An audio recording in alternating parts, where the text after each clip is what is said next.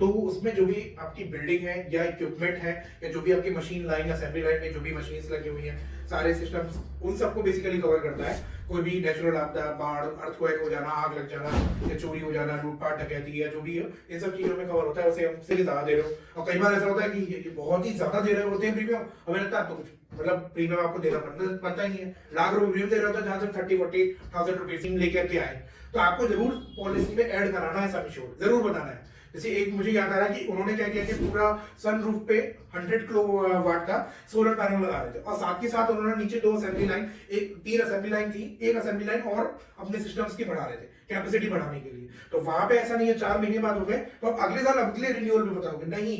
अगर 4 महीने हो गए हैं और उस टाइम पे आपने असेंबली लाइन लगा रहे हो। सर आज हम बात करेंगे फैक्ट्री इंश्योरेंस के बारे में। ठीक है, तो मैं आपसे ये जानना चाहूंगा कि फैक्ट्री इंश्योरेंस क्या होता है और क्या इसके कवरेजेस हैं। तो फैक्ट्री इंश्योरेंस से आपको समझ में आ रहा है जहां पे मैन्युफैक्चरिंग यूनिट होती है, तो उसमें जो भी आपकी बिल्डिंग है या इक्विपमेंट है या जो भी आपकी मशीन लाइन असेंबली लाइन में जो भी मशीन्स लगी हुई हैं, सारे सिस्टम्स, उन सबको बेसिकली कवर करता है। कोई भी नेचुरल आपदा, बाढ़, अर्थक्वेक हो जाना, आग लग जाना या चोरी हो जाना, लूटपाट, डकैती या जो भी है, इन सब चीजों में कवर होता है। उसे हम सिंपली बोल देते हैं फैक्ट्री। जी, आपने इसी में दूसरा सवाल पूछा ना कि कवरेजेस क्या क्या होते हैं। मैंने इसमें दूसरा क्वेश्चन पूछा था, उसके कवरेजेस क्या होते हैं, और इसमें एक और है कि क्या इसके एडिशनल कवरेजेस भी होते हैं, वो भी मैं आपसे जानना चाहूंगा। कवरेजेस तो सिंपल जो मैंने समझाया बेसिकली ये कि एक तरीके से किसी भी एक बिजनेस, जो भी कोई आदमी बिजनेस कर रहा है, मैन्युफैक्चरिंग कर रहा है, तो उसको पूरी तरीके से प्रोडक्शन कर दे रहा है, उसकी फाइनेंशियली अगर कोई किसी तरीके से मिसहैपनिंग हो जाए, लॉस हो जाए, एडिशनल कवरेजेस इसमें बड़े इंपॉर्टेंट होते हैं। एक तो इसमें होता है कि अगर कंपनी में यूज होता है बॉयलर बेसिकली, तो बॉयलर के लिए एक अलग से एड ऑन होता है और बॉयलर पॉलिसी होती है बेसिकली। उसमें बॉयलर अगर लगा है और फट जाए या कुछ हो जाए तो। दूसरा होता है इसमें एफबीडी, जिसे बोलते हैं machine breakdown policy. Machine breakdown policy वो पॉलिसी होती है कि जैसे आपकी कोई मशीन है, वो ऑलरेडी वर्किंग में है और वो ब्रेकडाउन हो गई, बंद हो गई, तो अगर उसमें ब्रेकडाउन होने से कोई खराबी हो जाए, तो वो अगर हमने इंश्योरेंस में कवर करा रखा है तो उसका हमें रिपेयर का जो कॉस्टिंग है वो हमें मिलता है। एक और होता है बिजनेस इंटरप्शन, जो बेसिकली ये होता है कि अगर जैसे हमारे यहाँ मिसहैपनिंग हो गई, आग लग गई, आग लगने से क्या हुआ कि हमारा पूरा पूरा बिजनेस चौपट हो गया 6 महीने के लिए, क्योंकि उसको दोबारा से बनाने में टाइम लगेगा। तो उन दौरान 4-6 महीने के दौरान जो हमारा बिजनेस ठप हो जाता है या एकदम बिल्कुल बंद पड़ जाता है, तो बिजनेस इंटरप्शन अगर एड ऑन कवरेजेस हमारे में रहता है, तो जो भी हमारा प्रॉफिट चल रहा था तो उस हिसाब से हमको प्रोराटा बेसिस पे हमारे को इंश्योरेंस में अगर कवरेजेस है तो उतना अमाउंट हमें मिलता है, तो वो बिजनेस इंटरप्शन हो गया। तो ऐसी इसी तरह के कुछ और एड-ऑन्स। फैक्ट्री इंश्योरेंस कितने प्रकार के होते हैं? ऐसा सब कोई टाइप नहीं है बेसिकली। फैक्ट्री इंश्योरेंस में मतलब यही है कि बेसिकली असेंबली लाइन में जहाँ मैन्युफैक्चरिंग हो रही है तो वो फैक्ट्री इंश्योरेंस होता ही है। बस इसमें आप दो ये कह लो कि आपने अगर रेंटेड पर है शॉप, आपका जो प्रीमाइसेस, तो आप अपने सिर्फ पूरे सिस्टम्स की करवा रहे हो, जहाँ पे मतलब जहाँ असेंबली लाइन लगी हुई है, जहाँ मशीन्स लगी हुई है, प्लांट एंड मशीनरी, और सिर्फ आपने उनका इंश्योरेंस कराया हुआ है, या स्टॉक रॉ मटेरियल और जो आपने बना के रखा बाय प्रोडक्ट। बाकी उसके अलावा अगर रेंट एग्रीमेंट कहता है और आपकी जिम्मेदारी है, तब तो आप अपना बिल्डिंग स्ट्रक्चर का ले रहे हो, और नहीं अगर रेंटेड है तो सिर्फ आपने जो उसकी लायबिलिटी है जिसके आप ओन करते हो, तो आपने सिर्फ वो इंश्योरेंस कराना। फैक्ट्री इंश्योरेंस में प्रीमियम कैसे चार्ज होता है, और क्या हम फैक्ट्री इंश्योरेंस में प्रीमियम रिड्यूस भी कर सकते हैं या नहीं? ये बहुत अच्छा सवाल है कि प्रीमियम चार्ज कैसे किया, क्योंकि ये जितने भी कंपनी ने कई बार कई हमारे पास बहुत पॉलिसीज आती हैं और जो कई बार तो बहुत ही कम प्रीमियम दे रही होती हैं, तो कंपनी को लगता है आप कितना अच्छा काम कर रहे हैं, क्योंकि हमें अच्छा मिल रहा है, आप लेके ज्यादा दे रहे हो। और कई बार ऐसा होता है कि ये बहुत ही ज्यादा दे रहे होते हैं प्रीमियम, हमें लगता है तो कुछ मतलब प्रीमियम आपको देना बनता ही नहीं है। लाख रुपए प्रीमियम दे रहे होता है जहां से 30-40,000 रुपीज से काम हो जाता है। तो उसमें फैक्टर बेसिकली ये कि आपकी फैक्ट्री है क्या और किस चीज का काम कर रही है। एग्जाम्पल के तौर पे मैं ये लूंगा कि जैसे कि फैक्ट्री हो गई आपकी कार्टून की। अब कार्टून में जो है वो बेसिकली कागज का काम है, रॉ मटेरियल आपका कागज का गत्तों का होगा, तो वो जो है काफी ज्वलनशील है, हैजार्डस कैटेगरी में आता है, जिसके जलने के आसार काफी ज्यादा है। तो सीधी सी बात है कि वो हैजार्डस कैटेगरी में होगा तो उसका प्रीमियम थोड़ा ज्यादा होगा। अब वहीं कोई अगर कोई लोहे बनाने वाले की कंपनी की बात हो रही है, भले ही मशीन उनकी बहुत महंगी होगी, लेकिन क्या है कि उसमें ऐसे जलने के चांसेस कम होते हैं, तो हो सकता है माइट भी उसका प्रीमियम कम हो। दूसरा फैक्टर आपने क्वेश्चन पूछा कि प्रीमियम हम कैसे कम कर सकते हैं और डिटरमाइन कैसे किया जाता है, वो दोनों लगभग सवाल एक जैसे ही हैं। इसमें ये सबसे चीज इंपॉर्टेंट होती है सिक्योरिटी और सेफ्टी, जो कि हम अपने प्लांट को कैसे कर रहे हैं। जैसे इसके लिए रिक्वायरमेंट होती है सीसीटीवी, आप जो देख रहे हो कि भाई चोरी चकारी ऐसा कुछ ना, बेसिकली फायर सिस्टम्स जो सिस्टम्स लगे होते हैं, वाटर हाइड्रेंट है या पाइपलाइन अलग से वाटर हाइड्रेंट सिस्टम लगा हुआ है, या पोर्टेबल सिलेंडर्स हैं, या हाइड्रोजन CO2 वाले एडवांस सिस्टम लगे हुए हैं। दूसरा ये बात करते हैं स्टॉक जो हमने रखा हुआ है, क्योंकि फैक्ट्री में स्टॉक भी कवर होता है, तो स्टॉक जो हमारा आ रहा है रॉ मटेरियल और बाय प्रोडक्ट जो बन गया, वो हम उसको किस तरीके से हाउसकीपिंग उसकी कैसे रख रहे हैं, रखने का तरीका क्या है कि वो एक साथ में ऐसे रखा हुआ है, या हम उसको प्रोटेक्शन कर रहे हैं एक हाइट के ऊपर रख रहे हैं ताकि पानी वानी जाए तो गले एरिया खराब ना हो, जैसे कि मैंने कार्टून उसमें कहा। तो ये बहुत सारे फैक्टर्स हैं जो डिटरमाइन करते हैं कि आपका प्रीमियम क्या जाने वाला है और क्या हो सकता है।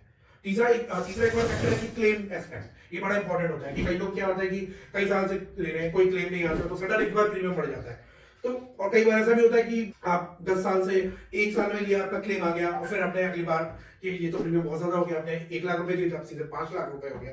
तो ये इसमें भी डिपेंड करता है कि आपका क्लेम हिस्ट्री क्या है, क्योंकि जब प्रीमियम डिसाइड होता है तो आपकी क्लेम हिस्ट्री भी देखी जाती है। फैक्ट्री इंश्योरेंस में हम अपना जो भी हमारा स्टॉक है, चाहे वो हमारा रॉ मटेरियल है या वो प्रॉपर से बना हुआ है, मतलब पूरे पैक सामान, तो उन चीजों का हम प्रॉपर वैल्यूएशन कैसे लगाएं फैक्ट्री इंश्योरेंस पॉलिसी।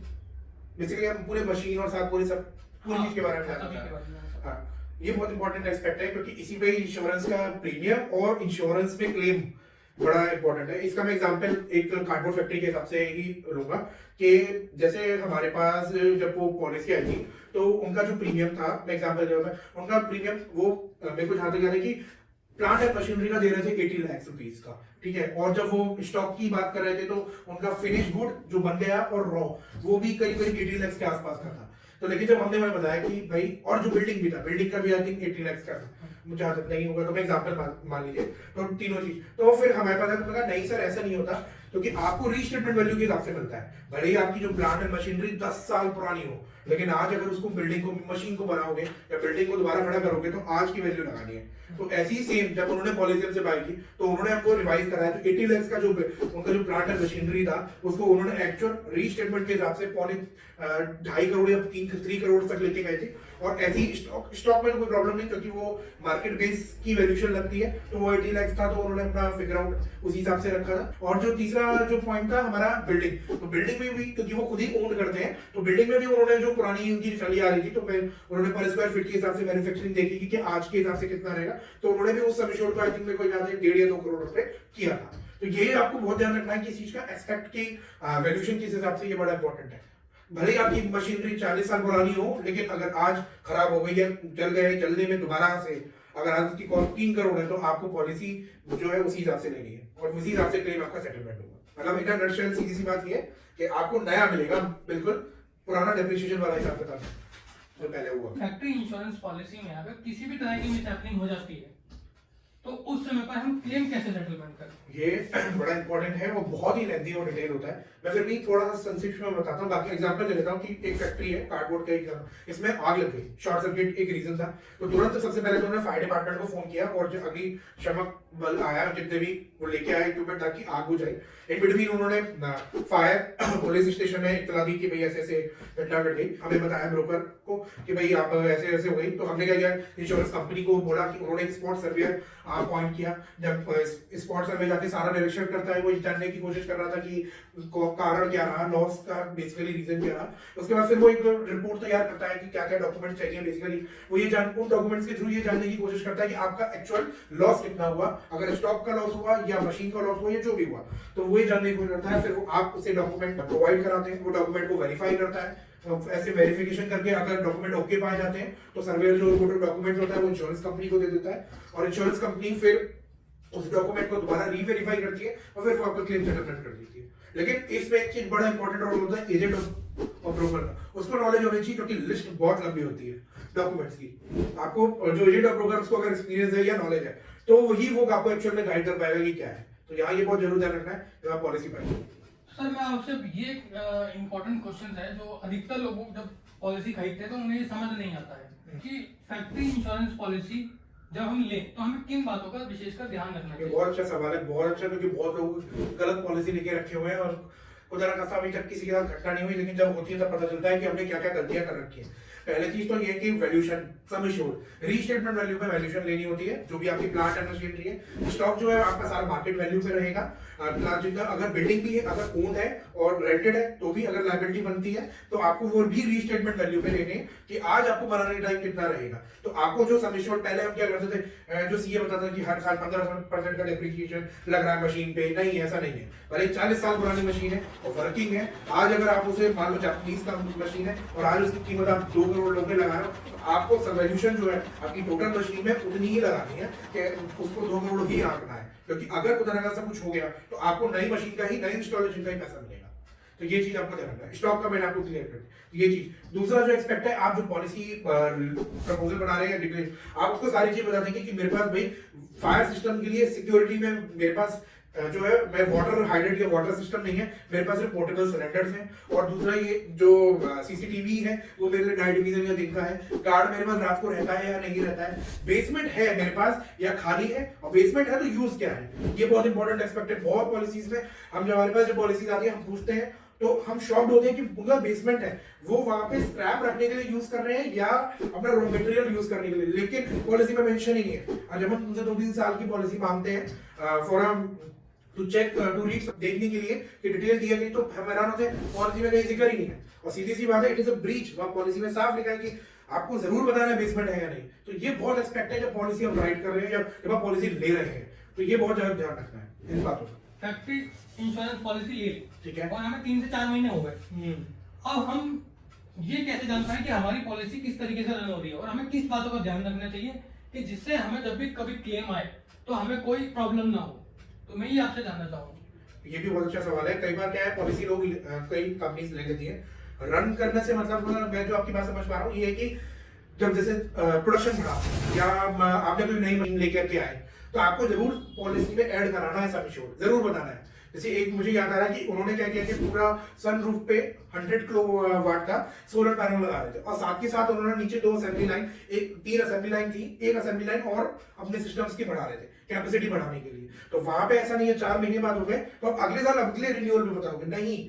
अगर 4 महीने हो गए हैं और उस टाइम पे आपने असेंबली लाइन लगा रहे हो या लगा भी लिया है, तो आपने पॉलिसी में जरूर बताओगे, भले 6 महीने रह गए या 4 महीने, क्योंकि खुदा ना खासा मान लो इस दौरान कुछ मिसहैपनिंग हो गई। आपने पॉलिसी ले रखी है 10 करोड़ की, और जब आपने नई असेंबली लगाई तो असेंबली में मशीन की कॉस्ट 15 करोड़ हो गई, प्लांट एंड मशीनरी की, तो आप अंडर वैल्यू चले गए।